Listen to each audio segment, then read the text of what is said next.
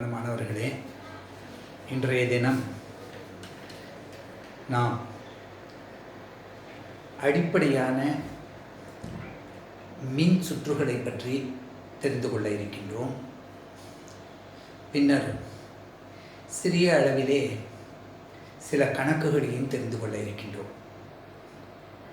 இன்றைய ஒலிப்பதிவினை இரு கூறுகளாக பிரித்து, ஒன்று கான்செப்சுவல் லேர்னிங் என்பதாக அமைத்திருக்கின்றேன். இதற்கு முன்னர் வெளியிட்ட காணொளிகளை நீங்கள் பார்த்திருப்பீர்கள். இன்று ஓம் விதி அடிப்படையில் மின் சுற்றுகளை எவ்வாறு நாம் தீர்க்கின்றோம் என்பதை படிப்படியாக பார்க்க இருக்கின்றோம். ஓம் விதி என்பதனை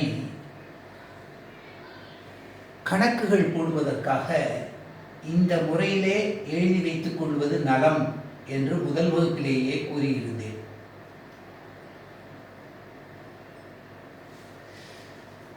ஓம் விதியினுடைய சுற்று என்று இல்லாமல் அந்த விதியினை விளக்கக்கூடிய படமும் ஏபி என்ற ஒரு மின்தடையின் இரு முனைகளுக்கிடையில் I என்ற மின்னோட்டம் பாய்ந்தால்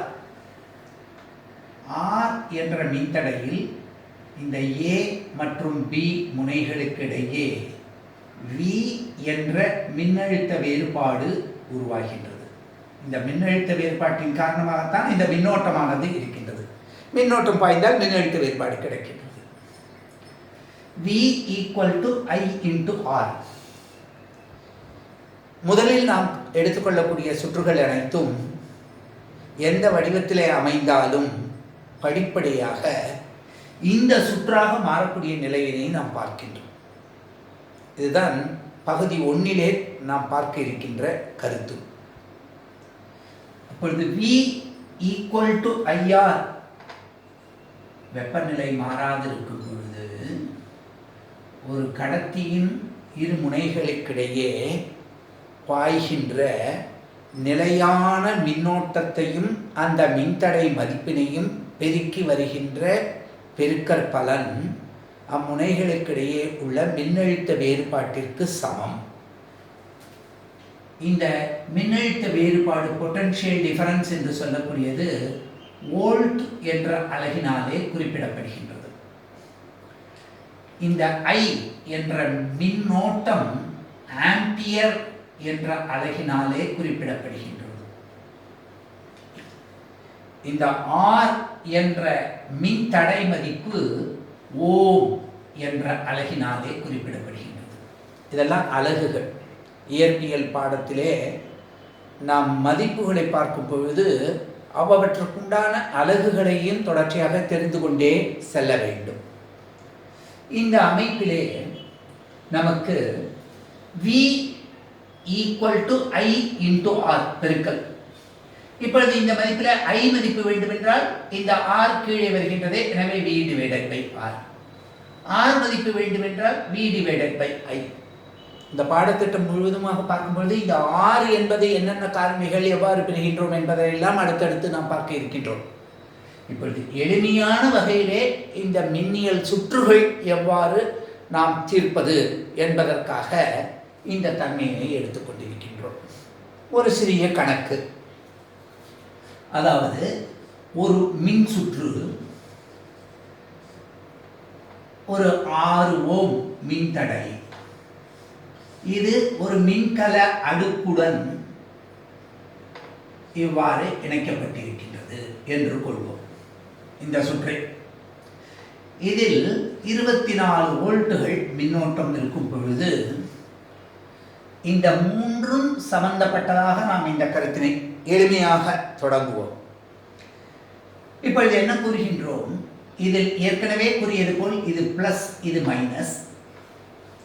எப்பொழுதுமே மின்கல அடுக்கிலிருந்து நேர் மின்கூற்றிலிருந்து எதிருக்கு இந்த சுற்று வழியாக ஒரு மின்னோட்டம் பாய வேண்டும்.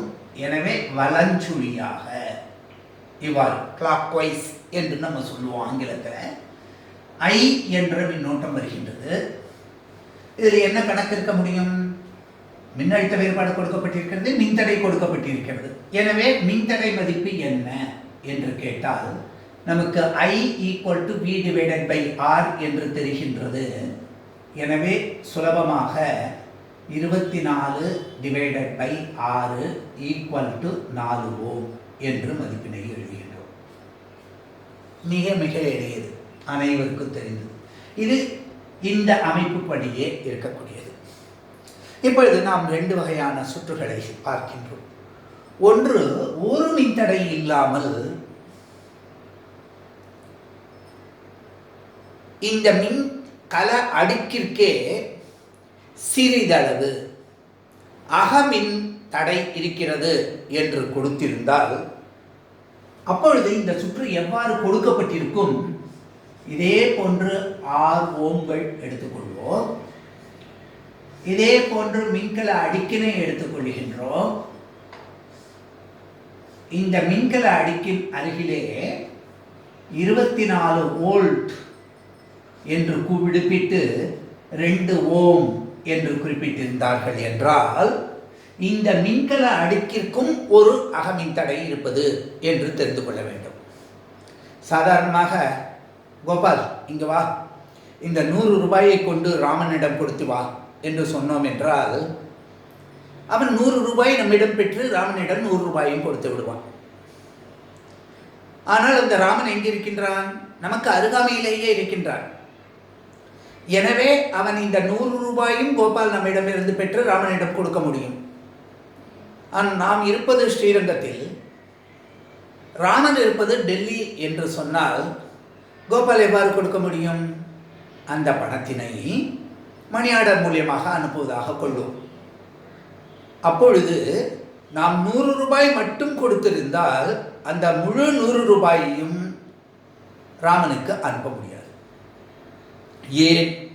இந்த மணி ஆர்டருக்கு கமிஷன் என்று ஒன்று இருக்கும், அது வெளிப்படையாக தெரிவதில்லை. எப்பொழுது கோபால் அதனை எடுத்து போஸ்ட் ஆஃபீஸுக்கு சென்று அந்த தபால் நிலையத்திலே இந்த முகவரிக்கு ராமன் என்பவருக்கு இந்த 100 ரூபாய் அனுப்ப வேண்டும் என்றால் அங்கு உள்ள ஊழியர் உடனே இதற்குண்டான கமிஷன் தொகை கொடுங்கள் என்று கேட்பார். அந்த கமிஷன் தொகை தோராயமாக 5 ரூபாய் என்றால் நம்மிடம் இருந்தால் அந்த 5 ரூபாயும் கொடுப்போம். அப்போ மொத்தமாக நமக்கு செலவு 105 ரூபாய். இல்லை என்றால் 100 ரூபாய் இருக்கின்றது, இது எவ்வளவு கமிஷன் எடுத்துக்கொண்டு மித்ததை அனுப்ப முடியுமோ அதனை மட்டும் அனுப்புங்கள் என்று சொன்னோம் என்றாலும் அவருக்கு 100 ரூபாயும் போய் சேராது. ஆக இத்தகைய சூழ்நிலைகளும் சில நேரங்களிலே வருகின்றது. பெரும்பான்மையாக இவ்வாறு கொடுக்கப்படாமல் இப்படி மட்டும் இருந்தால் இவ்வாறு இதனை தீர்க்கலாம். எந்த ஒரு சுற்றிலும் வெளியிலே இருக்கின்ற மின்தடைகளுடன் ஒன்று மட்டும் இல்லாமல் நேரிருந்தாலும் இந்த மின்கல அடுக்கு அதனுடன் தொடராக இருப்பதனால் அந்த மின்கல அடுக்கினுடைய அக மின்தடையினை நாம் ஒரு தொடரிணைப்பில் உள்ள ஒரு மின்தடையாகவே பாவிக்க வேண்டும். அடுத்து நம்ம தொடர் இணைப்பு என்றால் என்ன, பக்க இணைப்பு என்றால் என்ன என்று பார்க்கின்றோம்.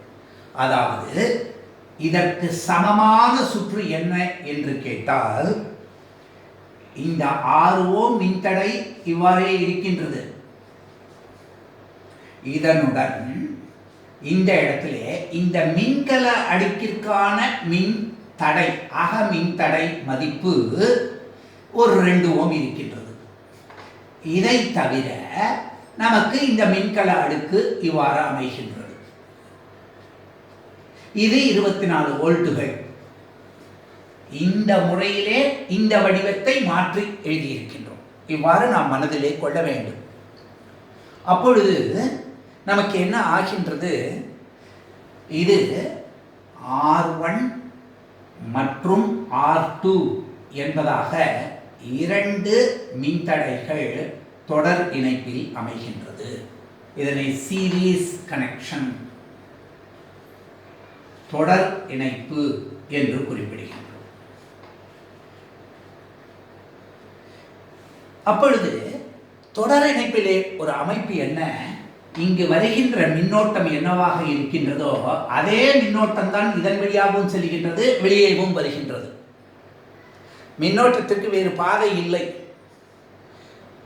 ஒரு குறிப்பிட்ட புள்ளியை கடக்கின்ற மின்னூட்டங்களின் ஓட்ட வீதம் I ஈக்குவல் டு Q/T. அவற்றுக்கு மாற்று பாதை எதுவும் இல்லாததனால் இங்கு என்ன மின்னோட்டம் இருக்கிறதோ அதேதான் இந்த கூறிலும் இருக்க வேண்டும். அப்பொழுது மின்னழுத்த வேறுபாடு இது ஆற்றல் மாற முடியாது.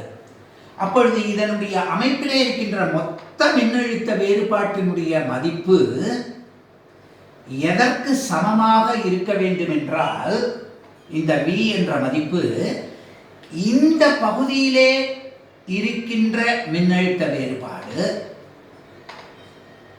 இதனை V1 என்று எடுத்துக்கொண்டால் இது V1, இந்த மின்தடைக்கு இடையிலே உள்ள மின்னழுத்த வேறுபாடு இது V2, இந்த ரெண்டினுடைய தொகுப்பு இதற்கு சமமாக இருக்க வேண்டும். ஆற்றல் நான் ஒரு 10 ரூபாய் கொடுத்து 6 ரூபாய்க்கு அவலும் 4 ரூபாய்க்கு வெல்லமும் வாங்கிட்டு வா என்று சொன்னால் அந்த 4 + 6 நமக்கு என்ன ஆகின்றது? 10 ரூபாய் முழு மதிப்பாக இருக்கின்றது.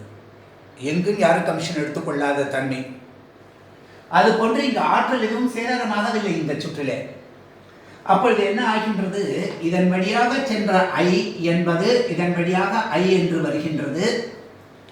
அப்ப இந்த மதிப்பை நம்ம I இன்டு இந்த புள்ளிகளுக்கு இடையில் உள்ள மொத்த மின்தடை, அதை தொகுபயன் மின்தடை, ஈக்குவலண்ட் ரெசிஸ்டன்ஸ், இந்த ரெண்டு மின் தடைகளும் சுற்றிலே இருப்பதனால் RS என்று எடுத்துக்கொண்டால் இது ஒவ்வொரு கூறிலும் ஏற்படக்கூடிய I, இதனையும் நாம் I என்றே எடுத்துக்கொள்கின்றோம். நாம் உங்களுக்கு எந்த மாறுபாடும் இருக்கக்கூடாது என்பதற்கு கூறுகின்றேன். I into R1 plus I into R2 என்று எழுதலாம். அப்பொழுது I into R1 plus R2 என்று எழுத முடியும். எனவே இந்த I இன்டு RS அப்போ மின்தடைகள் தொடர் இணைப்பில் இருக்கும் பொழுது நமக்கு இந்த மொத்த மின்தடை மதிப்பு R1 ப்ளஸ் R2 என்று ஆகின்றது. இது சாதாரணமாக எத்தனை அளவுகள் நீட்டிக்கொண்டே சென்றாலும் R3, R4, Rx என்று சொன்னாலும் இதையும் R1 plus R2 plus R3 plus R4 extra extra R என்பதையும் கொண்டு செல்ல முடியும். அப்போ இதுவும் ஓம்கள் என்ற அளவினாலேயே பெறப்படுகின்றது. இப்போ இந்த அமைப்பை பார்க்கும் பொழுது இந்த R1 என்பது இந்த பகுதியிலே 6 ஓம்கள், இந்த சுற்றிலே R2 என்பது 2 ஓம் என்று எடுத்துக்கொண்டால் இந்த 6 + 2 இங்கே பாருங்க, தொடர்ச்சியாக ஒரு முனை அடுத்த முனையுடன் அவ்வாறே இணைக்கப்பட்டிருக்கிறது. இந்த தொடரின்மை காரணமாக இப்போ மொத்த மின் தடை மதிப்பு R மதிப்பு நமக்கு 8 ஓம்களாக இருக்கின்றது. நன்றாக கவனிக்க வேண்டும். இந்த R மதிப்பு இங்கே 8 ஓம்களாக, இங்கு R மட்டும் இங்கே எதுவும் குறிப்பிடப்படவில்லை, இங்கு 2 ஓம் குறிப்பிடப்பட்டிருப்பதனால் இந்த தன்மைக்கு வருகின்றது. இப்போ 8, ஆனால் மின்னழுத்த வேறுபாடு 24 தான். எனவே இந்த சற்றில் பாய்கின்ற மின்னோட்டத்தின் மதிப்பு அப்படின்னு பார்த்தோம் என்றால் அந்த I மதிப்பு இப்பொழுது 3 ஆம்பியர் என்று ஆகின்றது. இப்போ நன்றாக தெரிந்து கொள்ள வேண்டும். இந்த இடத்திலே 4 ஆம்பியராக இருந்தது, இந்த இடத்திலே 3 ஆம்பியராக மாறுகின்றது. இதற்கு என்ன காரணம் என்று பார்த்தால் இங்கு மின்கல அடுக்கு நமக்கு மின்னழுத்த வேறுபாட்டினை மட்டும் கொடுத்தது, இங்கு மின்கல அடுக்கின் அக மின்தடையும் சேர்ந்து இருப்பதனால் இந்த தன்மை ஏற்படுகிறது. சற்று முன்னரே நான் சொன்னேன், 100 ரூபாயில் மணி ஆர்டர் கமிஷன் போக நமக்கு கிடைக்கக்கூடிய மதிப்பு மாறுகின்றது என்று. ஆக இந்த சுற்றிலே இந்த 2 வகையான மிக முக்கியமான கருத்துரு மாற்றத்தினை ஏற்படுத்த முடியும். மேலும் சில வகுப்புகள் சென்ற பின் இந்த மின்தடைகளை நாம் மின் பல்புகள், மின் விளக்குகள் கொண்டு மாற்றி அமைத்து அதில் ஏற்படக்கூடிய மாறுபாடுகளையும் கருத்தில் கொள்ளும் பொழுது சற்று மாறுபட்டதாக நாம் எடுத்துக்கொள்வோம். ஆனால் பொதுவாக டைரக்டாக ஒரு மின்தடை மட்டும் இருக்கும் பொழுது மின்கல அடுக்கின் அகமின்தடை கணக்கிடப்பட்டால் இம்முறையில் மின்னோட்டம் கண்டுபிடிக்கலாம். மின்னோட்டமும் மின்தடையும் இருந்தால் மின்னழுத்த வேறுபாடினை பெறலாம். மின்தடையும் மின்னோட்டமும் இருந்திருந்தால் மின்னழுத்த வேறுபாடு, மின்னழுத்த வேறுபாடும் மின்னோட்டமும் தெரிந்திருந்தால் இந்த சுற்றில் உள்ள மொத்த மின் தடை மதிப்பு என்ன என்பதனையும் நாம் தெரிந்து கொள்ள முடியும். இது ஒரு சிறிய கூறு. தொடர் இணைப்பில் என்ன என்பதனை பற்றி தெரிந்து கொண்டோம். ஆக அந்த முக்கியமான வாய்ப்பாட்டை இங்கே குறித்துக் கொள்கின்றேன். தொடர் இணைப்பில் RS என்பது R1 + R2 இரண்டு மின்தடைகளின் கூட்டல் மதிப்பு நமக்கு மொத்த மின்தடை மதிப்பாக தொகுபயன் மின்தடையாக அமைகிறது என்று எடுத்துக்கொள்கின்றோம். இதற்கு அடுத்து நாம் சற்று மாறுபட்ட சுற்றினை பார்ப்போம். அந்த சுற்றிலே என்ன அமைகின்றது?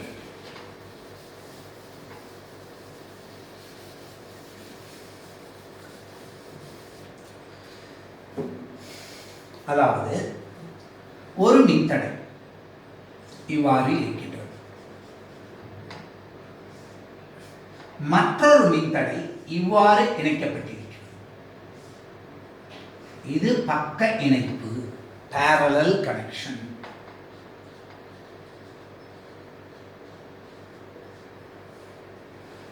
parallel connection என்பதை தமிழில் பக்க இணைப்பு என்று எடுத்துக்கொள்கின்றோம். இதனை R1 இதனை R2 என்று எடுத்துக்கொள்கிறோம். இதை மிக தெளிவாக தெரிந்து கொள்ளுங்கள். இப்பொழுது இவற்றுக்கு நாம் ஒரு மின்கல அடுக்கினை எடுத்துக்கொள்கின்றோம். நான் இந்த மின்கல அடுக்கினுடைய அகமின்தடையை கருத்தில் கொள்ளவில்லை. இதனை நாம் V என்று எடுத்துக்கொள்கின்றேன். இதில் தொகுபயன் மதிப்பினை பார்த்து பின்னர் ஒரு கணக்கிற்கு செல்வோம். இப்பொழுது இது பிளஸ் இது மைனஸ் என்று எடுத்துக்கொண்டால் இதன் வழியாகவும் I என்ற மின்னோட்டம் பாய்கின்றது. ஆனால் இந்த I மின்னோட்டம் இந்த புள்ளிக்கு வந்தவுடன் இரண்டு பாதைகள் இருக்கின்றன.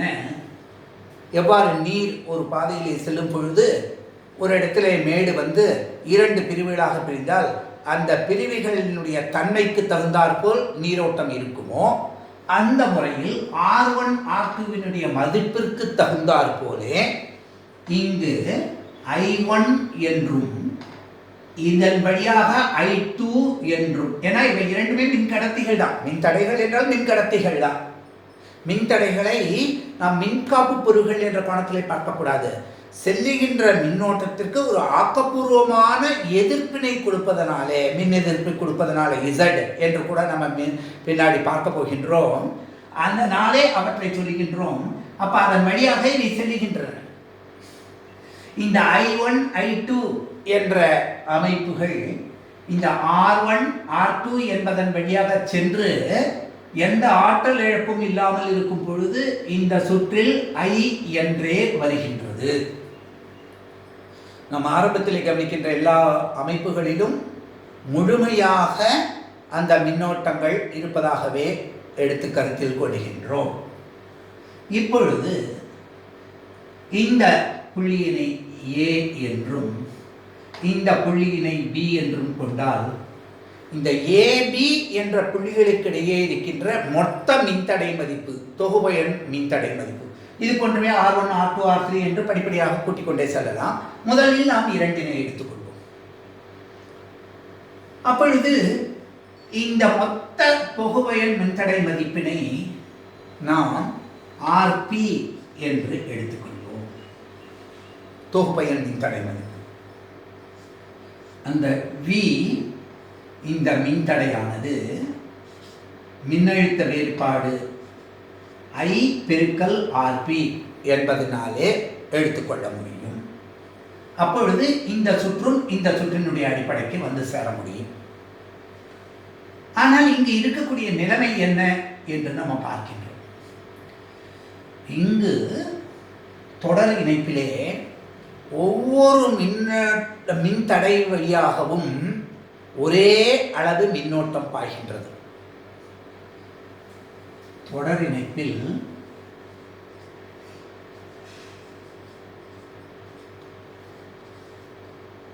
ஒவ்வொரு மின்தடை வழியாகவும்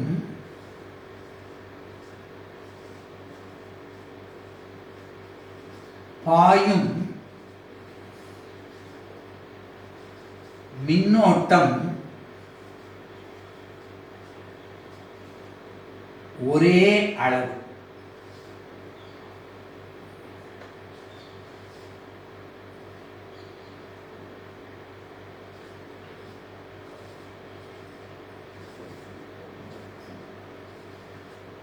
இது மிக முக்கியமாக நாம் மனதில் நிறுத்த வேண்டிய கருத்து.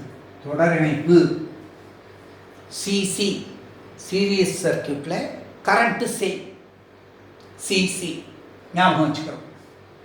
ஆனால் பக்க இணைப்பில் பிபி parallel potential, பக்க இணைப்பில் இதற்கு சிசி என்று சொன்னேன், இதுக்கு பிபி. பக்க இணைப்பில் parallel கனெக்ஷன்ல பொட்டன்ஷியல் சேம். பக்க இணைப்பில் ஒவ்வொரு மின் தடைக்கும்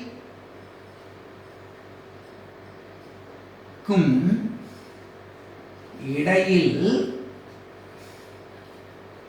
உள்ள மின் அழுத்த வேறுபாடு, பொட்டன்ஷியல் டிஃபரன்ஸ், மின் அழுத்த வேறுபாடு, அதாவது மின்னோட்டத்தையும் மின்தடையும் பெருக்கி வருகின்ற பெருக்கற்பலன், மொத்த மின் அழுத்த வேறுபாட்டிற்கு சமம்.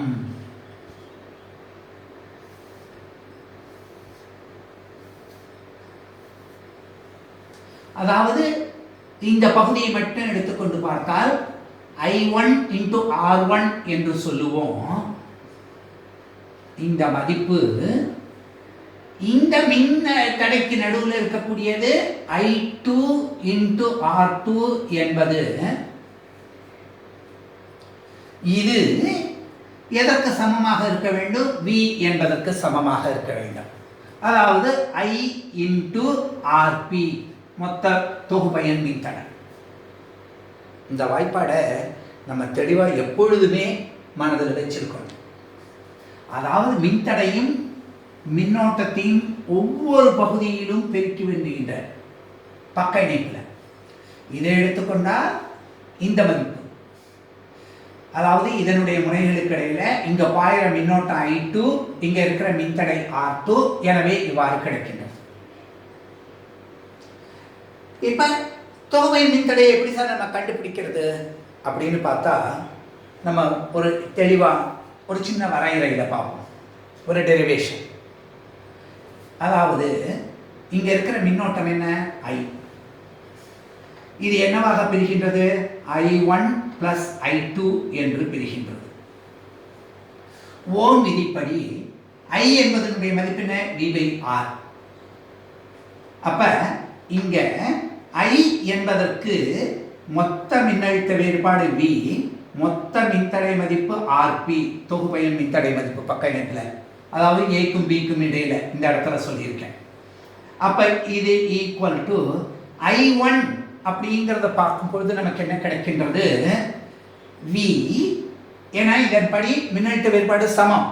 அப்ப V divided by R1 plus V divided by R2 என்பதற்கு சமம். அப்ப இந்த V என்பதனை எடுத்து 1/RP, reciprocal of the effective resistance, தொகுபயன் மின்தடையின் தலைகீழ் V இன்டு இந்த மதிப்பு, இது எதற்கு சமமாக அமைகின்றது? இதில் V என்பதனை காமனாக எடுத்தால் 1/R1 plus 1/R2 என்று அமைகின்றது. அப்ப இங்க 1/RP என்பதனை நாம் 1/R1 plus 1/R2 என்று எடுத்துக்கொள்ள முடியும். மின்னங்களின் கூட்டல் இதன் தலைகீழியாக அமைகின்றது. இது தலைகீழியாக கிடைக்கிறது, நமக்கு தேவை RP. அப்பொழுது என்ன செய்யலாம்? இதுக்கு சாதாரணமான விதிப்படி எடுத்து பார்த்தோம் என்றால் நமக்கு 1/Rp ஈக்குவல் டு இங்கே என்ன எடுக்க முடியும்? R1 நல்லா கவனிங்க. இந்த R1 R2 ரெண்டுமே சேர்ந்து வர வேண்டும் அப்படின்னு பார்க்கும் பொழுது R1 R2 என்ற பெருக்கற்பலனை எடுத்துக்கொண்டால் இங்கு R2 இங்கு R1 என்று கிடைக்கும். Therefore Rp equal to R1 R2 divided by R1 plus R2 என்று எழுத முடியும். இந்த பகுதிகளெலாம் நீங்கள் 9வது வகுப்பிலிருந்தே படிச்சிருப்பீங்க. நான் தான் சற்று வேகமாக செல்கின்றேன். இந்த மதிப்பு ஓம் என்பதாக அமைகின்றது. அப்போ தொடர் இணைப்பில் பார்க்கும் பொழுது நமக்கு R1 plus R2 என்று கிடைச்சது. இங்கே பக்க இணைப்பில் பார்க்கும் பொழுது 1/Rp equal to 1/R1 plus 1/R2 plus 1/R3 plus 1/R4 என்று தொடர்ச்சியாக எடுத்துக்கொண்டே செல்ல முடியும். அல்லது இரண்டு மின்தடைகளை கருத்தில் கொள்ளும்பொழுது இந்த வகையிலும் Rp equal to R1 R2 by R1 plus R2 என்ற வடிவிலும் எடுத்துக்கொள்ளணும். இந்த அமைப்பும் நமக்கு ஞாபகம் இருக்கணும். இந்த வாய்ப்பாட்டினுடைய அமைப்பும் ஞாபகத்தில் இருக்கணும். இப்போ நம்ம இதில் பல்வேறு வகையான அமைப்புகளை பற்றி பார்க்க முடியும். பார்த்து நம்ம இந்த அமைப்பிலே தெரிந்து கொள்ள இருக்கின்றோம். ஒரு சின்ன உதாரணம் எடுத்துக்கொள்வோம். ஒரு 9 ஓம் என்று எடுத்துக்கொள்வோம். இங்கே 3 ஓம் என்று எடுத்துக்கொள்வோம். சுலபமாக கணக்கு போடுவதற்கு முதல்ல இந்த அமைப்பு ஒரு 12 வோல்ட் அப்படிங்கிறதுல கொடுத்துருக்காங்க. அப்போ மின்தடை மதிப்புகள் இருக்கு, மின் அழுத்த வேறுபாடு மதிப்பு இருக்கு. இது பிளஸ் இது மைனஸ் என்றால் இதன் வழியாக செல்லுகின்ற மின்னோட்ட மதிப்பு என்ன கண்டுபிடிக்கணும். அப்போ தொகுபயன் மின்தடை மதிப்பு தெரியணும். தொகுபயன் மின்தடை மதிப்பு இந்த வாய்ப்பாட்டின் அடிப்படையில் கண்டுபிடிச்சா Rp ஈக்குவல் டு என்ன 9 × 3 divided by 9 + 3 R1 R2 by R1 plus R2 என்று எடுத்துக்கொள்ளலாம். இப்படி இருக்கும் பொழுது இந்த மொத்த மதிப்பு இருக்கு. அப்போ இதை எடுக்கும்போது இது என்ன கிடைக்கிறது? நமக்கு 4 என்று கிடைக்கிறது. அப்போ தொகுபயன் மின்தடை மதிப்பு என்ன கிடைக்கிறது? 9/4 என்ன மதிப்பு என்று பார்க்கின்றோம்? ஓம்கள். இப்போ இது தொகுபயன் மதிப்பு. நல்லா புரிஞ்சுக்கணும். இந்த சமயத்தில் நமக்கு கேட்டிருக்கிற கேள்வி ஐ மதிப்பு என்ன என்று. ஐ மதிப்பு கண்டுபிடிப்பதற்கு நமக்கு என்ன வாய்ப்பாடு இருக்கின்றது? V divided by Rp. ஒரு இடத்துல அதை தான் நம்ம போட்டுட்டு இருக்கோம். அப்ப V யோட மதிப்பு 12, Rp யோட மதிப்பு என்ன என்று பார்த்தால் கீழே 9 கிடைக்கின்றது, இங்கு 4 கிடைக்கின்றது.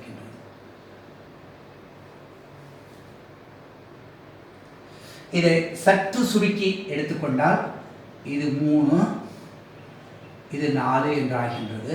16 டிவைடட் பை 3 ஆம்பியர் என்று கிடைக்கின்றது.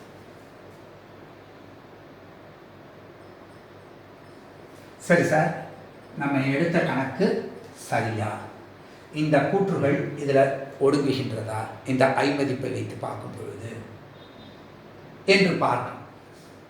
இப்படி பார்ப்பதற்கு நமக்கு இந்த பகுதி மின்னோட்டம் I1 மதிப்பு என்ன, இந்த மதிப்பு I2 மதிப்பு என்ன, இந்த மதிப்புகள் தனியாக நமக்கு தெரிய வேண்டியிருக்கு. ஒரு பக்க இணைப்பு இருக்கும் பொழுது 2 பகுதிகளில் மின்னோட்டம் பாயும் பொழுது ஒவ்வொரு பகுதியாகவும் செல்லக்கூடிய மின்னோட்ட மதிப்புகளை எப்படி கண்டுபிடிக்கிறது? இங்கே பாருங்க, இந்த இடத்திட்ட R1 என்று எடுத்துக்கொண்டேன், இந்த இடத்துல R2 என்று எடுத்துக்கொண்டேன். இதனை நாம் V என்ற மின்கல அடுக்குடன் இணைத்தோம். இதன் வழியாக I, இதன் வழியாக I1, இதன் வழியாக I2 என்று சொன்னேன். இந்த I1ஐயும் R1ஐயும் பெருக்கி வருகின்ற மதிப்பு I2 R2க்கு சமம். இதுவே மொத்த மின்னழுத்த வேறுபாடு, இதே அமைப்பு. இந்த வியோட மதிப்பு I இன்டூ ஆர்பி என்று சொன்னேன். இந்த சமன்பாடுகளை வச்சு தான் நம்ம இந்த பகுதி மின்தடைகளை கண்டுபிடிக்கணும். அப்போ என்ன கண்டுபிடிக்கலாம்? I1 என்பதனுடைய மதிப்பு எடுத்தோம். I1 இன்டூ R1 என்பது இந்த தொகுப்பயனுக்கு பார்க்க வேண்டும் என்றால் நல்ல கவனிச்சு பாருங்க. தொகுப்பயன் மின்தடை மதிப்பு இங்கே இருக்கு. அப்ப அது எதற்கு சமமாக இருக்க வேண்டும்? I இன்டூ நமக்கு இந்த மதிப்பு என்ன மதிப்புக்கு சமம்? I1 இன்டூ R1 என்பது I into RP R1 R2 divided by R1 plus R2. கொஞ்சம் தெளிவாக கவனிங்க, அவசரப்படக்கூடாது. இது மொத்த மின்னோட்டம், இது பகுதி மின்னோட்டம். நமக்கு தேவை இப்போ இந்த மதிப்பு. அப்போ I1 ஈக்குவல் டு I மொத்த மின்னோட்டம் இன்டு இந்த R1 அப்படியே கீழே வர்றது. அதனால எது அடுத்த மின்னோட்டம் பை மொத்த அடுத்த மின்தடை பை மொத்த மின்தடை.